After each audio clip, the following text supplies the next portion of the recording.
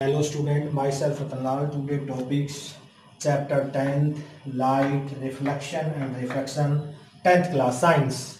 Textual question start. Question third from the tables 10.3 the medium having highest optical density. ऐसा medium बताइए जिसकी optical density आपेक्षिक घनत्व सबसे अधिक होता है।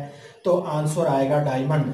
Diamond having highest optical density. Second question है इसमें द मीडियम ऐसा माध्यम बताइए हैविंग लोवेस्ट ऑप्टिकल डेंसिटी जिसकी ऑप्टिकल डेंसिटी कम होती है। तो ये आगा आंसर एयर की ऑप्टिकल डेंसिटी सबसे कम होती है। नेक्स्ट क्वेश्चन है you are given kerosene turbines and water, आपको ये दिए गए हैं।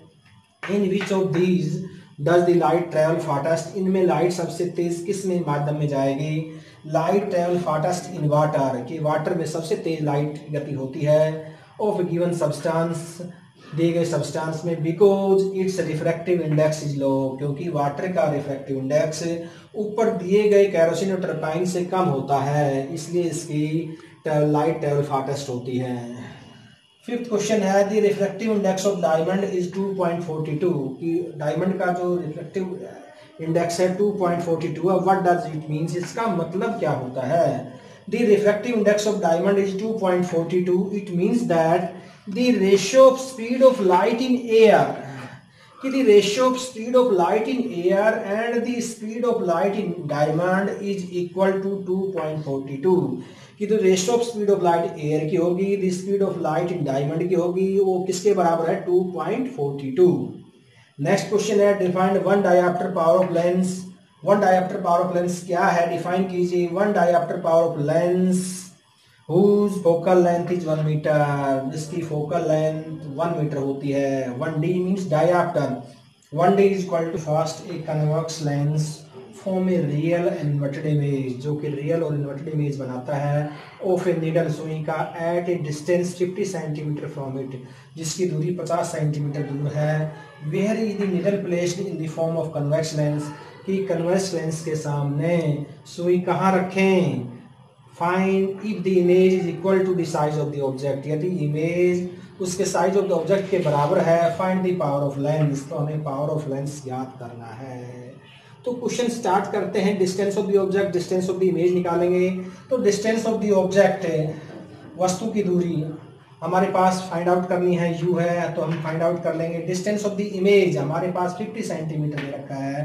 प्रतिबिंब की दूरी 50 सेंटीमीटर, इसको v से नोट करते हैं। But in image is equal to the size of the object according to questions, is according to questions, according to question के अनुसार दे रखा है कि image is equal to the size of the object. ये दोनों बराबर हैं तो u और v बराबर होंगे। जब अब v हमारे पास 50 है तो u भी 50 हो जाएगा, तो u और v 50 सेंटीमीटर हो जाएंगे। But in case of convex lens above condition is obtained when the object is placed at the centre of curvature, यदि सेंटर ऑफ कर्वेचर पर कोई वस्तु रखी है तो रेडियस ऑफ कर्वेचर भी उनके बराबर ही होगा, यूवी के बराबर। तो रेडियस ऑफ कर्वेचर r होता है, r is equal to 50 centimetre. अब हमने focal find the power of lens p निकालनी है, और p निकालने के लिए p का फॉर्मूला होता है पावर ऑफ लेंस 1/f। तो हमें फोकल लेंथ निकालनी होगी, f फोकल लेंथ होती है, f is equal to r/2। r हमारे पास 50 है, 2 से हमें डिवाइड करता है 25 सेंटीमीटर। इसका मीटर बनाएंगे तो 100 से डिवाइड कर देंगे 0.25 मीटर्स। अब हमने फाइंड आउट करना है power of lens p is equal to 1/f, और f किस में, मीटर्स में। 1/0.25 100/25 4 is equal to 4d, d means dioptre. Power of lens को डाई आफ्टर में हम